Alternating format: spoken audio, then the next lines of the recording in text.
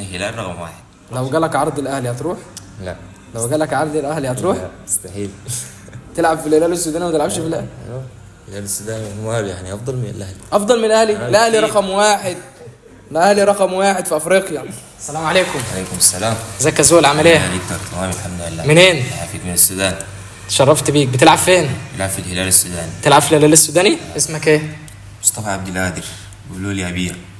تحب الاهلي؟ لا طبعا مستحيل. ليه كده؟ هو الندي بتاعنا يعني. الاهلي رقم واحد في افريقيا.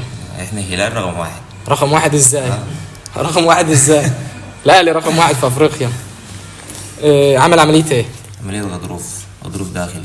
انت شايفك متدمر نفسيا ليه كده؟ عامل العمليه دي من امتى بالظبط؟ من 8 شهور. من 8 شهور. طب عملت علاج طبيعي وتأهيل ولا ما عملتش؟ عملت علاج طبيعي. كم جلسة؟ 50 جلسة. 50 جلسة؟ بس الحال زي ما هو. لا هنعمل قياسات. شوف كده المسلز عندك، الحجم العضلي. اوكي نقرب كده. خليك زي ما انت زي ما انت. مش عايزك تقلق، مش عايز نفسيتك بس تبقى كويسة. بتلعب في الهلال؟ لا في الهلال السوداني. بس ايه؟ بس ايه؟ هساعدك ما تخافش، مش عشان انا اهلاوي ما تقلقش. اهلاوي هتساعدني؟ ليه؟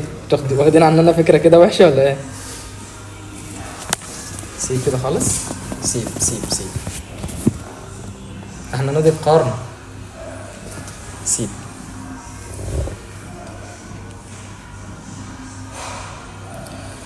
في فرق 3 سنتي. انا مش عايزك تقلق، باذن الله خير.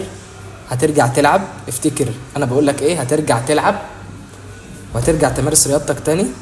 8 شهور طبعا كتير، انت مش عامل صليبي على غضروف ركبه، غضروف داخلي صح؟ ايوه داخلي. باذن الله خير هترجع.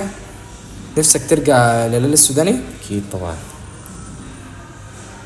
لو جالك عرض الاهلي هتروح؟ لا. لو جالك عرض الاهلي هتروح؟ لا مستحيل.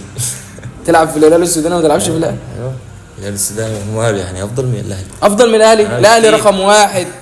الاهلي رقم واحد في افريقيا. شوف عدد البطولات. خير باذن الله، مش عايزك تقلق، هترجع احسن من الاول وما تقلقش. اهم حاجه انا عندي النفسيه. نفسيتك ايه؟ لا الحمد لله. انا شايف ان هي متدمره. ايوه والله من سنتين يعني كتير. سنتين مبطل كوره عشان الاصابه. وعملت ليه ما عملتش العمليه بدري كده؟ السودان الحرب وكده مسافر نخرج ونيجي لهنا الزمن طال شويه. خير باذن الله. خير هترجع وما تقلقش.